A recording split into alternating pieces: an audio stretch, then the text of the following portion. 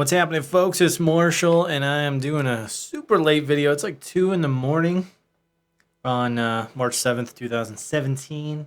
I have a very special video. This is a live stream. I know it's super late, so probably no one's going to end up joining here. But, yeah, I did something really cool like last week, and it showed up here today. So let me just show you this. What's that? It's the MiniMoog Model D reissue.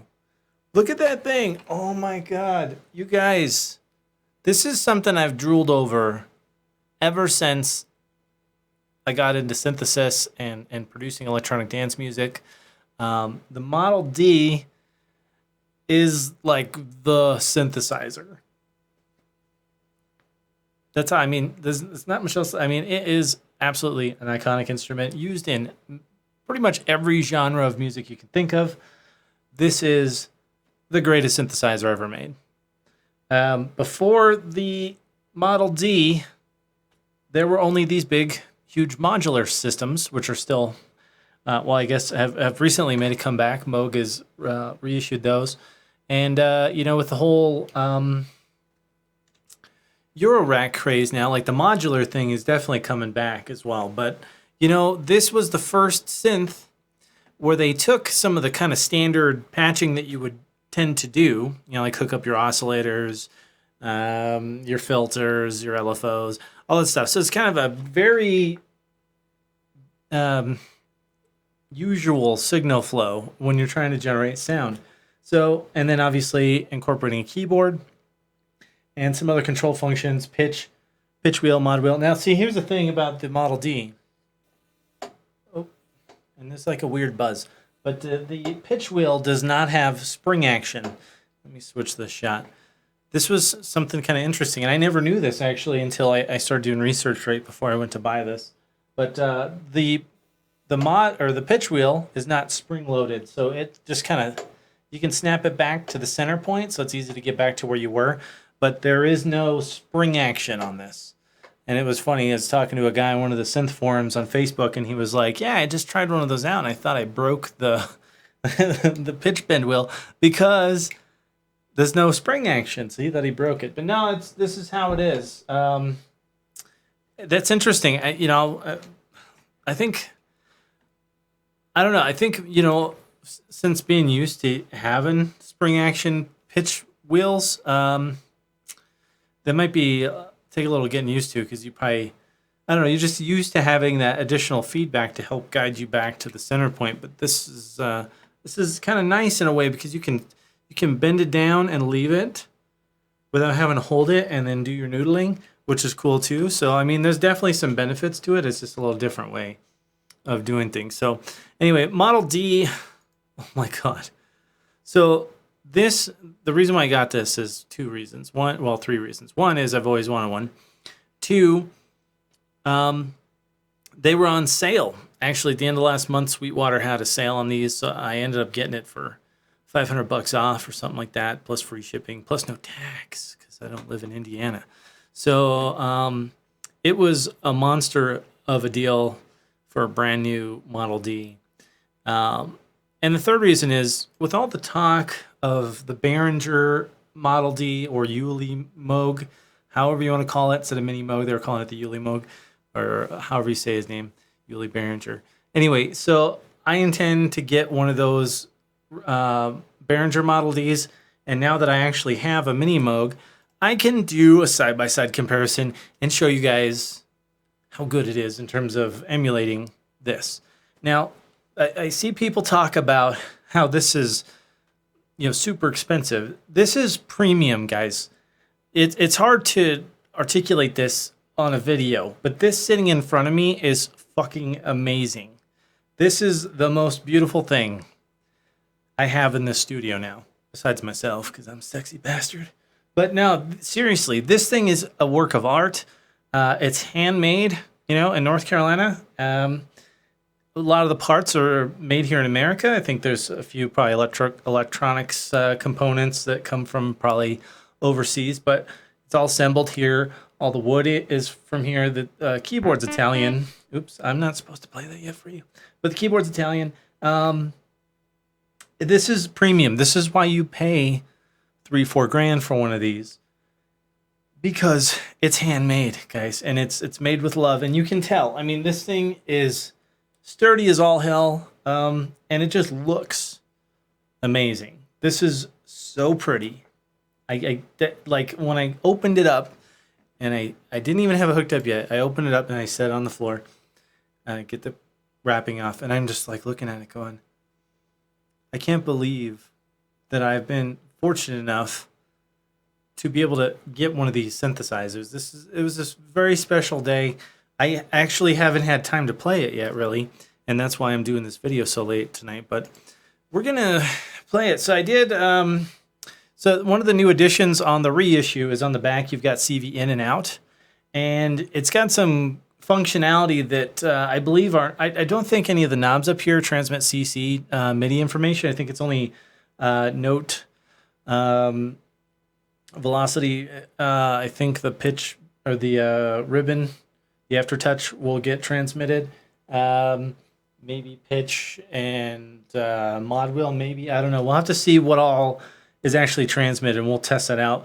But just in case, what I've done is I've routed the velocity to the filter cutoff, so that at the very least, one of the big things, obviously, in the type of music I do, in electronic dance music, house and trance, you're going to have sweeps of the filter, those types of things you're just going to have. And sometimes it's really nice to be able to automate those from the DAW instead of having to record it live, because that's, harder.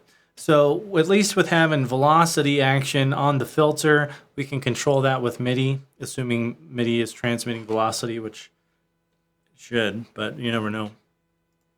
Some of the other reissues, like the MS-20 Mini that I have over here, it does not do anything other than note on off, I think. So this some of these that have really basic MIDI implementation. This is kind of the same way. So which, I mean, I swear to God, I don't even care about that. Look at this thing. Oh, Jesus. I am in love. So yeah, let's play this thing. So I'm probably going to have to shut up here because the mic is over here and the synth is over here. So I'm just going to kind of noodle around a little bit. Do me a favor, guys. Anything you want to know about this thing, leave some comments below. Let me know.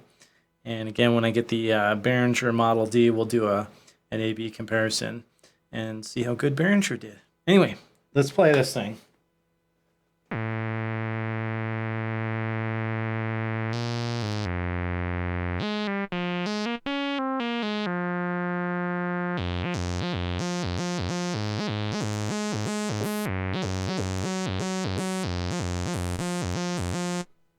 That's just one oscillator.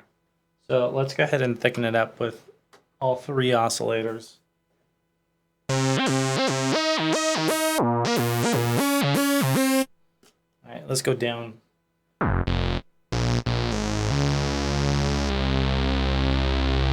Oh my God.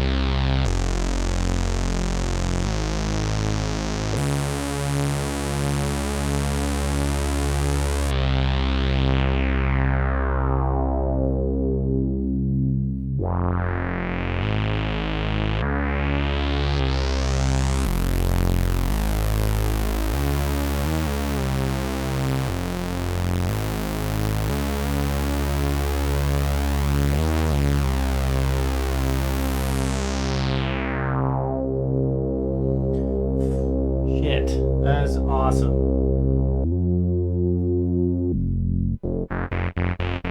So you can see there as I increase velocity here, we get some extra action on the filter because of the thing. So there's some other additions from the original vintage Model Ds from the 70s and early 80s. There is a dedicated LFO so that you can actually modulate and use all three LFOs. That's something, or all three oscillators, excuse me. That's something you couldn't do on the original. The original you had to use your third oscillator as an LFO. And so they've taken care of that, which is amazing. So yeah, let's just play around a little bit more. Let's see what kind of cool shit we can get. This is just basic. I think we're on everything set to saw. This is kind of how it came from the factory. I did do just a minor tweak here and there with the filter and stuff, and scaling down. But I'm gonna show you guys some of the kind of the cool things. Like, so since I know I've never had a Model D, but I kind of feel like I have in a way because of the Arturia MiniMoog V is a plugin that I've had for years, and it's obviously the same interface, but with some additional things. It doesn't always sound quite like this, obviously, because it's a digital remake in a plugin. This is the real thing. So I mean, I'm very familiar with the front panel on one of these already, even though I've never owned one. So I think that I can hopefully try and recreate some of the kind of things I would do in Arturia's plugin, and we'll see what it sounds like on the real thing. So this is cool.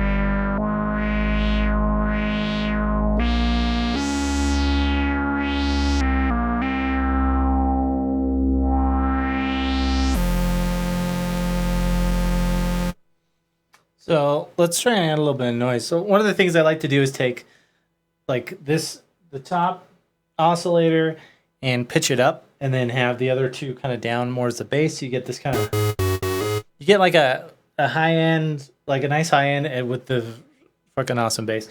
And I love squares. Squares are some of my favorite waveforms. I mean, I love all the waveforms in synthesis, don't get me wrong, but squares and sawtooths are kind of my favorite. And if this thing had a sine wave, I love sine waves for deep sub bass, but obviously there is no sine wave. You got a triangle instead. So actually, let's.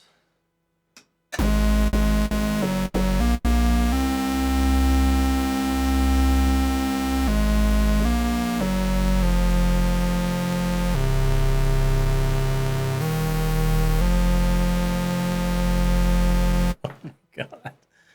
Oh my God. That sounds so much better than the plugin. Oh my God, this is so cool.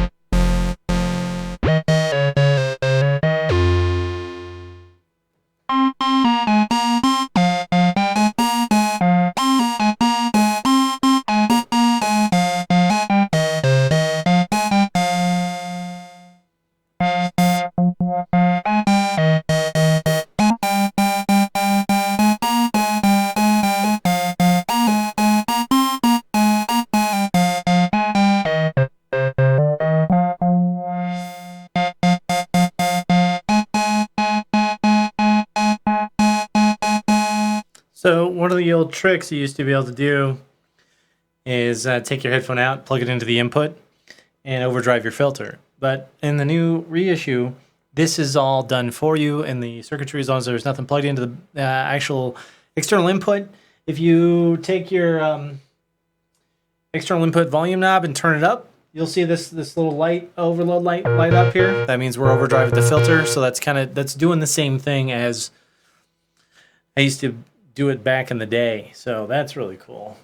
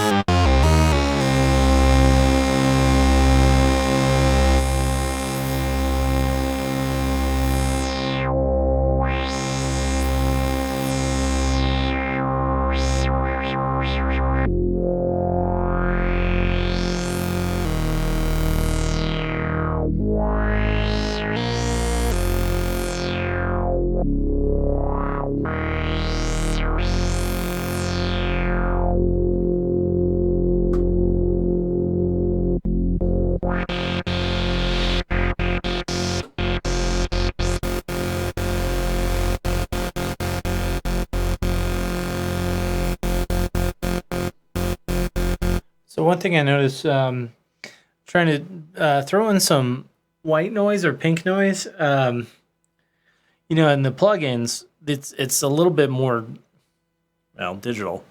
So the high end seems a little more crisp in the white noise or the pink noise, adding a little more tinge. And that's something you can probably get through EQing. But again, it's just one of the differences that I've kind of noticed. Otherwise, obviously, then the more fullness of the overall sound is fucking amazing. Amazing. So, Jesus. This is going to be so much fun. This will be used in so much of my stuff moving forward. I'm sorry, Arturia. I probably won't be using your plugin anymore. That's a good problem to have, though, right? I mean, So, yeah, I'm going to mess around with this a little bit more here, and then we'll call it a night. I have a certification test for my job tomorrow. So, I can't be up all night here, but I really want to be. Anyways,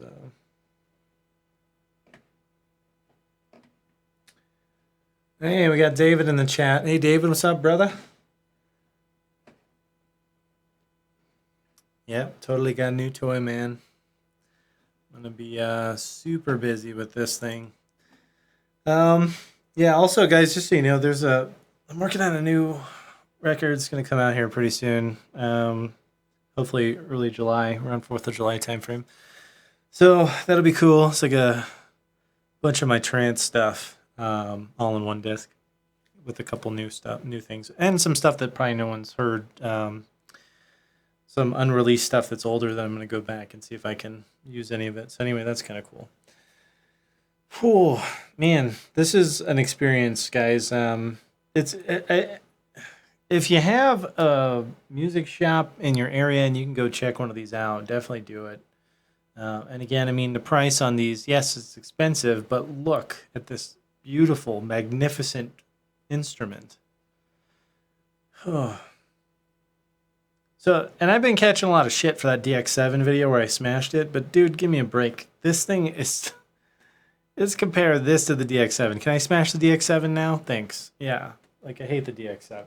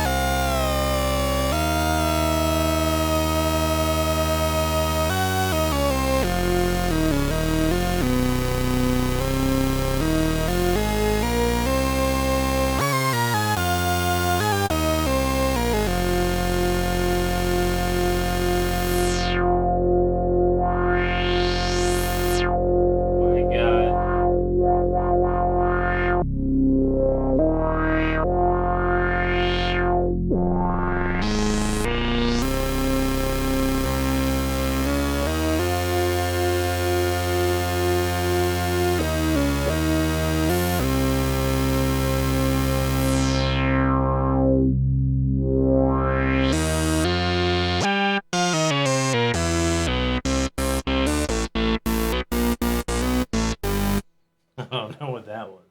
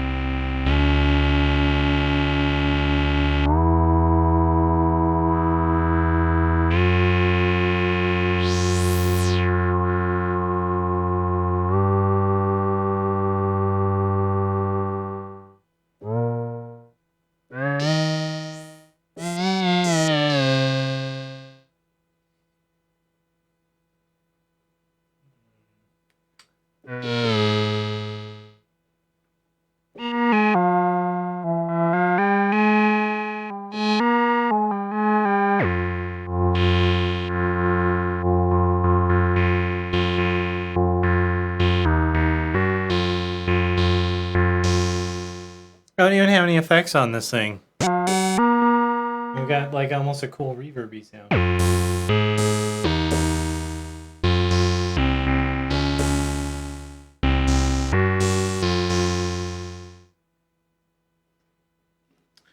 Oh, that's cool. Yeah, David, man, the filters are something else. I don't have anything else sounds like this, obviously. So, and I have several other Moog synths. I have a Slim Fatty, the Sub 37, and a Little Fatty. And even those, I mean, it's obviously a different filter. I'm not sure what the differences are, but it sounds different. It's much more rich. Like, that's the only way I can really kind of explain it. So, anyway, I think I'm going to call this a night here. I know it's late. David, I appreciate you tuning in live here, man.